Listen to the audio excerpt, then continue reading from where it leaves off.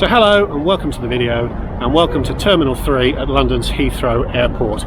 Quite excited about today's flight because I will be travelling with, the clue is behind me, Virgin Atlantic across to New York's JFK Airport. And even more exciting, I will be travelling in their upper class product.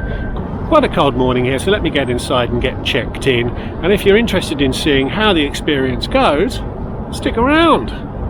Hi, I'm Matt. Over the last 25 years, I've travelled a lot. I've lived in 5 countries on 4 continents. I've flown over 1.3 million miles. I've visited over 100 countries, every American state, but I'm nowhere near done. So subscribe to the channel so you can come with me. I'd flown into London earlier that morning from Dublin on Aer Lingus, and I'll be reviewing that flight in a couple of weeks. That made this an ex-EU itinerary, a concept I talked about with regards to British Airways in these videos. An ex-EU itinerary works for other airlines too. Indeed, starting in Dublin meant the flights were excellent value. My transatlantic flight in Virgin upper class was costing me £422, and I'll show exactly how I paid so little at the end of the video. I'd received a boarding pass for my onward flights to the US in Dublin, but I was sceptical that it would work. Quite onerous restrictions are in place governing entry to the US, and all I'd been asked in Dublin was whether I'd got a negative test result. I'd said yes, without providing any evidence, and the boarding pass had been duly issued. To get into the US, you need a negative result from a supervised lateral flow test taken the day prior to travel, proof of vaccination, and you need to complete an attestation form certifying that both of those earlier conditions had been met. Virgin does allow you to upload this information before arriving at the airport, but as my itinerary started in Dublin, I'd only been able to complete the attestation online. Virgin does not use Verifly. It wasn't entirely clear, but these rather timid ladies were posted just ahead of the check-in counters to perform the document check. I showed my physical documents and got a sticker on my passport in return. Digital versions on your device were also acceptable, but I prefer to physically print things off to be safe. That allowed me to progress to the check-in desk, where, sure enough, my Aer Lingus issued boarding pass was deemed inadequate. A very pleasant interaction with the agent, and fresh and complete boarding passes for my transatlantic and connecting flight were issued. She saw I was a gold tier member of Virgin's flying club, so assumed I would know the way to the lounge. But this was my first flight with Virgin Atlantic in 24 years, so she needed to explain the route. Up in this nice lift, through the magic door into a private security lane. Quickly through security and then through the retail mall that is Terminal 3 to Virgin's Clubhouse. A very warm welcome. They do this perhaps thousands of times a day, so it's a real skill to be able to make each one sound authentic and genuine. Then straight into the restaurant area for some breakfast. A very decent menu, but the English breakfast was the only real choice for me, along with some tea and orange juice. It arrived quickly, but not so quickly as to be suspicious. Some actual cooking seemed to have taken place in the creation of this dish. Very well presented and delicious, the bacon especially. I could quite probably have scoffed another, but this day was going to be a marathon rather than a sprint, so I decided to pass on seconds and moved off to explore the clubhouse. It really is a pleasant space. For some reason I expected it to be bigger, but it's still quite large, and they've done a good job of creating zones within the space which offer a variety of environments to suit different moods. I spent a while in the games room, although it was a bit too cold to linger on the rooftop garden.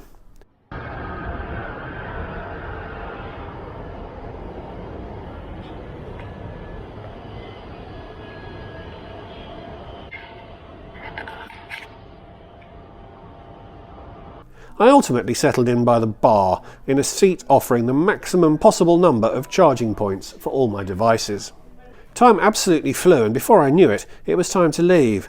Boarding was being announced in the lounge, and although my flight had not been called, I was keen to take a leisurely stroll across to the gate to get some footage of the plane before I boarded. The clubhouse is great. Excellent food and drink, comfortable accommodation to suit everyone, and really superb service. They even had actual newspapers, remember them? Perhaps a little gimmicky in parts, and perhaps also a little over-designed. They clearly have an eye on the Instagram generation with this installation, but I don't think those criticisms diminish the offering in any way. Virgin offers a quirky and stylish lounge experience without sacrificing the quality of the consumables offered. I liked it. I got to gate 18 to hear that there would be a short delay from the inbound flight being late, but pretty quickly we were called to board. Today we were flying on a Boeing 787-900 known as the Dreamliner, so it was a left-hand turn and into the upper class cabin. First impressions are that it's an attractive cabin, very pleasant mood lighting, and as the overhead bins retract some distance into the roof, it has an open and spacious feel. But the most significant aspect of any cabin is, of course, the seating. There are not many cabins anywhere which are 3 abreast, and this cabin has a 1-2 configuration. I'd chosen a window seat on the one side, so I'd be facing the back of the middle row of seats. This afforded a slightly higher level of privacy as the other 2 seats in the row kind of face each other. I say window seat with emphasis because it is a window seat, although the angling of the seat means that the window is effectively behind you. It is really uncomfortable to sit in a way where you can actually see out of the window. For view enthusiasts like me, this is a major drawback of this configuration. One polarising feature of the Dreamliner is that it has no window shades. Instead, the darkness is controlled electronically, with the crew having a master control ability. You can see here how dark the tinting can get. So I settled into the seat and took a look around. It's solidly built and comfortable, but there are some shortcomings.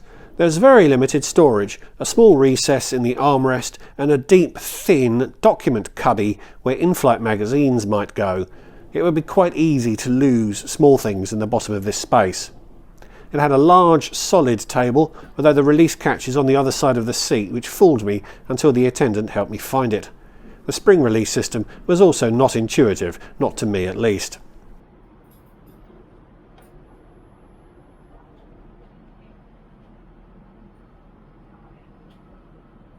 There is a second, smaller drinks table, although this was a little inconveniently located just above and behind your shoulder when seated, plus a reading light.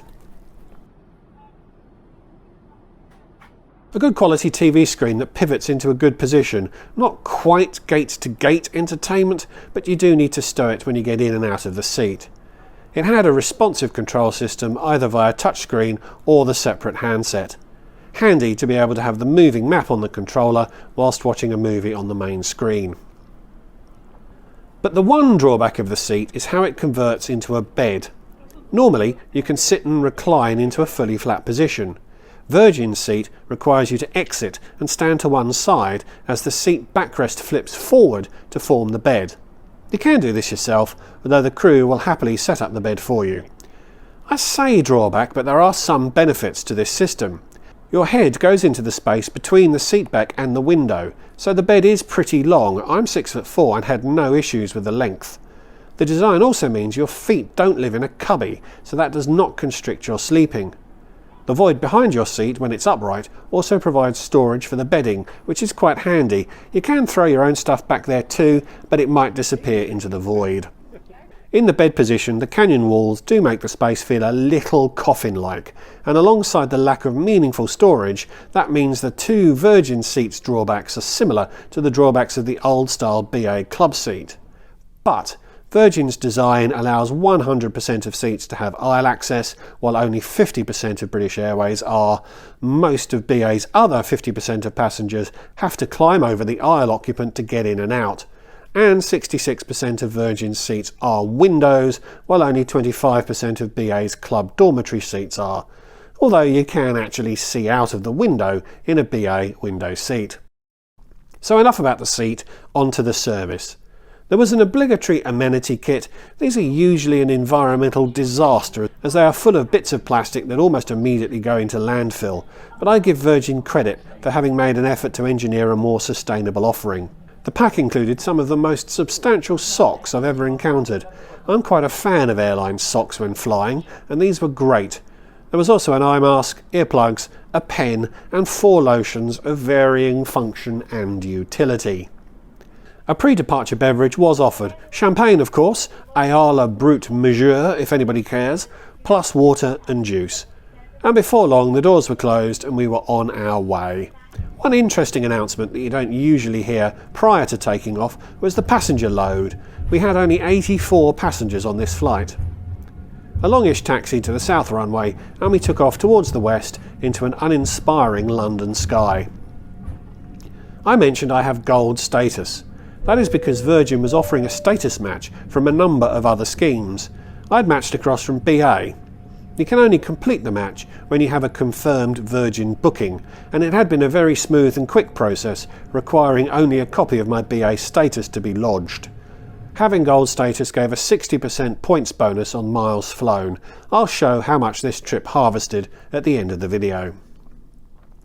About 15 minutes after takeoff, the drinks trolley appeared and started down the double seat aisle before turning back down the single aisle, something to bear in mind if you pick seats with the speed of getting a drink front of mind. I went for a dark and thunderstormy, so named as Gosling's rum trademarked the name Dark and Stormy, unintentionally alienating almost all of the drinks industry, but that's a story from a past life I'll share another day. Served with pretzel thins. It was so nice, I had another. Lunch arrived soon after. I went for the smoked duck breast. It was served on a tray, wrapped in cling film as a measure against the you-know-what. Hey, it is what it is, and it was delicious. You'll notice the plastic salt and pepper planes, stamped with pinched from Virgin Atlantic. I didn't pinch them, as I still have some of the original metal ones that I pinched when I flew with them 24 years earlier. My main was the trout, which was again excellent, accompanied by the Primitivo wine. Dessert was a choice of the chocolate mousse or the cheese, so I did the only logical thing and went for both. The attendant was so accommodating of my wish that she insisted I have some port with the cheese. A stacking pattern developed, but I quickly worked my way through the backlog. One unintended consequence of the cabin layout is that if your neighbour finishes their dinner and kicks back before you do, your dinner ends up quite close to their feet. After dinner, I checked out the smallest room on the plane. Not the smallest room on any plane, but not a huge space by any means. There were some potions to play with if you so chose. I also went to the back of the plane for a nose around. Right at the back was an economy cabin, set as a 333 configuration with a 31-inch seat pitch. Then an economy delight cabin, still 333 but with 3 inches more legroom. Passengers were allowed to spread out in economy, but the crew did police anyone self-upgrading into this delight cabin. Then through to a premium economy cabin, which is a 232 configuration with 38 inches of seat pitch and better food. I'm keen to try these cabins, although I'm also keen to go somewhere other than the USA, so I may have to try one of their Caribbean routes. This YouTube business is a hard life. Then through to the business cabin and to the bar area, or the loft area as they call it. I remember this kind of offering was revolutionary 25 years ago, but others have overtaken Virgin in the lavishness of this area, although it is still nice to have a different space to occupy on longer flights. It was very lightly used though on this flight. And then, dear viewer, with the seat converted into a bed, I went to sleep, and without even really trying, was off for 4 hours. I awoke as the second meal offering was being prepared, and I went for the Mile High Tea, mainly to see how it was presented, as I was still happily full from lunch. But it was a substantial offering, with decent variety. Over the snowy outskirts of New York, and we turned in over the ocean to land at JFK Airport. So there you go. No, wait, the crew. They were brilliant. I spent some time talking with Stephen, the cabin service manager, and he asked me not to identify the crew, hence the smiley faces, but they were great. I can't help but compare them to BA's crew. Both teams were well trained, both are experienced, and both deliver the prescribed service. It's just that Virgin did it with charisma. Virgin's team didn't seem to have had their personalities sapped out of them. It felt like they really believed in the brand, believed in the experience they were delivering, and believed in the career journey they're on. I'd happily go for a beer with any one of them, which I can't say about any BA crew I've flown with. The crew is such a huge part of the flying experience, and it was hard to fault Stephen and his team. So how did I get this experience for £422? Well, if you wanted to fly from London to Las Vegas on the dates I flew, they would charge you £7,500. That's a no from me. If you flew from London to Vegas, but started in Dublin, so actually flew further, they'd charge €1,700, which is about 1,450 quid, 80% cheaper. So as the leg from London to New York was 3,400 miles, which was about 28% of the total miles flown on this itinerary, that meant this flight cost me £422. Dubious logic which you might challenge, dear viewer, but it does make for a good YouTube title, and you can't blame me for that.